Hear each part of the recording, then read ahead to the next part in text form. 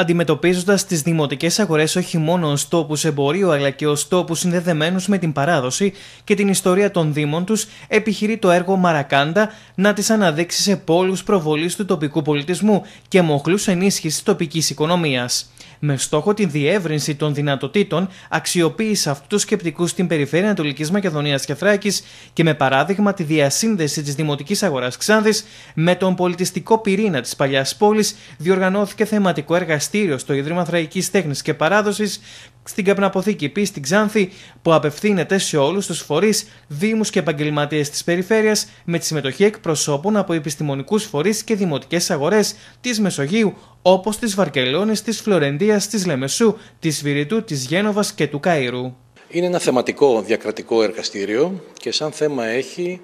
τις δημοτικές αγορές σε ιστορικές πόλεις. Όλο αυτό γίνεται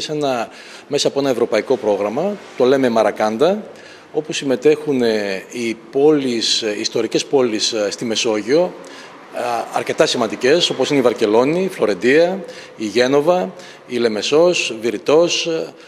Κάιρο. Έτσι, σε αυτό το σαλόνι των πόλεων των ιστορικών συμμετέχει και η Ξάνθη με την δικιά της αγορά, με αιχμή την δημοτική αγορά. Ο στόχος του προγράμματος αυτού και ο στόχος του σημερινού εργαστηρίου είναι να δώσουμε το μήνυμα σε όλους ότι οι δημοτικές αγορές δεν είναι ένας τόπος όπου κάποιος μπορεί να αγοράσει μόνο τα προϊόντα, αλλά ένας προορισμός όπου μπορεί να αναπτυχθεί ο πολιτισμός, ο τουρισμός, όπου τα τοπικά προϊόντα με αιχμή τη δημοτική αγορά μπορούν να διαχέονται, να πηγαίνουν στους τουρίστες, στους πολίτες, στα εστιατόρια, να συνδέεται η δημοτική αγορά με τα μεγάλα πολιτιστικά γεγονότα του τόπου και από αυτήν την άποψη είναι ένα πολύ καλό παράδειγμα η δημοτική αγορά της Ξάνθης που μπορεί να συνδεθεί με τις γιορτές παλιάς πόλης, με τα άλλα πολιτιστικά γεγονότα. Και το κάνουμε σε μια περίοδο του καρναβαλιού, ούτως ώστε αυτό το μήνυμα να είναι πιο δυνατό,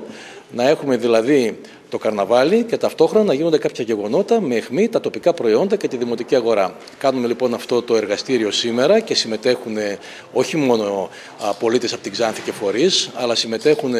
από τους δήμους από όλη την περιφέρεια Ανατολικής Μακεδονίας και Θράκης, μαζί με τους εταίρους μας που φιλοξενούμε 12 άτομα από όλες τις πόλεις που σας είπα. Επίσης, το Σάββατο 21 Φεβρουαρίου, από τις 11 το πρωί ως και τις 2 το μεσημέρι, διοργανώνεται έκθεση μεσογειακής κουζίνας στη Δημοτική Αγορά της Ξάνθης με προϊόντα και εδέσματα από την αγορά και την Ξάνθη, αλλά και άλλες περιοχές του Μαρακάντα με συνταγές από τη Μεσόγειο που θα μαγειρεύει Στέλλα Σπανού και με ζωντανή μουσική για να ταξιδέψει όσους βρίσκονται την ώρα αυτή στην αγορά στις πλούσιες γεύσεις της Μεσογείου.